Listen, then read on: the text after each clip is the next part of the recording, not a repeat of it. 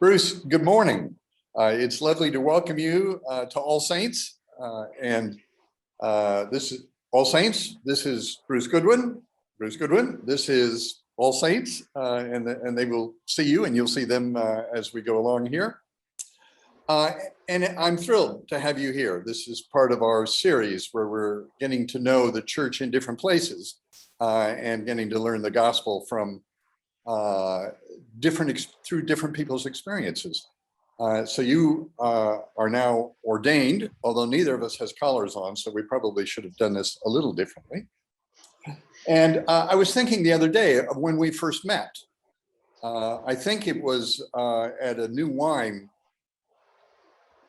2000 and I can't even remember now, 2002, maybe 1, 3, somewhere in that range. And it was an extraordinary experience. Do you remember that at all? Oh, yes, Mike, I do. We had been going to New Wine for several years, and I was involved with the Protestant Church of Oman. I was the chair of the church council at that time, and we were looking for a new senior pastor. And we prayed about it, and we'd hoped that maybe there might be an opportunity to chat with someone at the New Wine conference. And as it turned out, I heard you speaking on mentoring, and then maybe had a chance, I think, to say, could we have a chat a little bit about an opportunity I wanted to run by you? And I remember sitting in a very hot gazebo chatting about the whole situation in Oman with the expatriate church there in Muscat, and the possibility, the opportunity that we believed God might be offering you to come and to be the senior pastor there. So it was a very significant moment in my life. My wife and Joe and I were together there. Well, it was for us too, because the end result was I ended up out in Oman. You were my church warden, and we spent a lot of time. In fact, one of the more valuable things was my opportunity to pray every week with you throughout that time, and the friendship that ensued from that. So that was amazing. But at that time, you were a teacher at the University of Oman? No, University, Sultan Qaboos University in Muscat. Got it. And that must have given you a lot of opportunity to share the gospel with others at the university or through that process. Yes, it was a very interesting time. We spent almost 10 years all up in Oman. I had a job teaching English as a foreign language, or for those Omanis there, their second language, to university students who were going on to study different degrees there, medicine, agriculture, education. And my job was to teach English. But I had a lot of opportunity with the local Omani students I had, and also the colleagues, also Omani, the expatriate population. Obviously, the language center was a large kind of operation, and there were all sorts of teachers from all over the world, and we had all sorts of opportunities. A number of them came to church, a number of them came to faith, and we had a really great opportunity connecting them with the Protestant Church of Oman, and obviously you, Mike, as well. Now, you're married, you have 2 young children, or then were quite young children, and now are somewhat older children. And you went from there back to the UK and ended up putting the one that we're not wearing, the collar, you began to experience from the other side of the process through theological college and now into full-time ministry. Tell us a little bit about what you're doing at the moment. Well, yeah, the journey that led me to the point obviously was through the Theological College in Bristol, Trinity, and that was a very formative time. And then on to a curacy trainee vicar in a sort of satellite town of the Bristol conurbation, a place called Thornbury. And then I have just in the last few years, 4 years ago, taken on the vicar of a lovely little church in the sort of eastern edge of Bristol in Oldland Common and Longwell Green, and I'm the vicar there.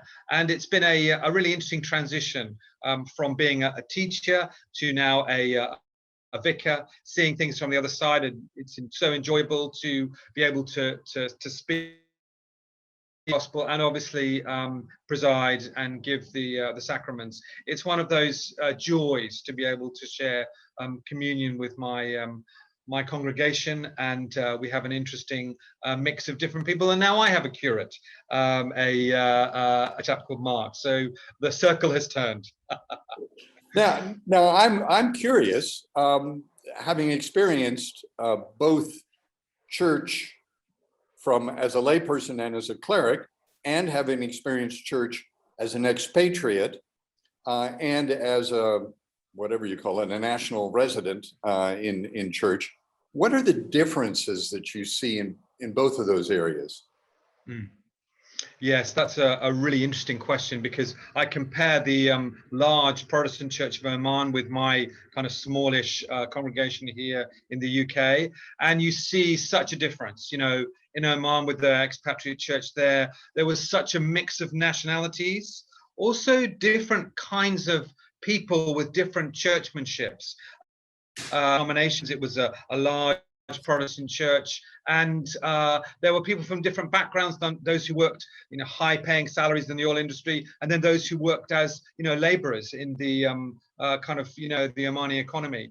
And so that range both of nationalities, of denomination, and then also of socioeconomic status is such a different kind of international environment to be in. Whether UK, it's fairly kind of standard sort of white middle class, you know, British community. There is a small diversity. There are one or two from different places, but generally it's quite monochrome, and that's probably the biggest difference. Okay. You've in the course of all of that, first thing, the obvious thing is that you have an extraordinary wife to be able to cope with all of that, as do I. So full credit there. But also, you've raised two children in the course of all of that. This is to come on a completely different tack, but what do you think is the most important thing that you've left with them, or that they're taking away into adulthood now, and that you hope that they will in fact impart to their children? Yeah, I know that's a really good question, Mike. I think the reality is both my wife Jo and I have a really strong commitment to family, and raising our children is really important. Parenting was a high priority. Jo's a musician, a worship leader, and we were kind of in harness in ministry. And we are now, you know, I lead, she leads the worship and plays both piano and guitar amazingly and sings so well. But our commitment to our family is really important. We have an older daughter, Isabel, who is now 25, and my son Joshua is 23.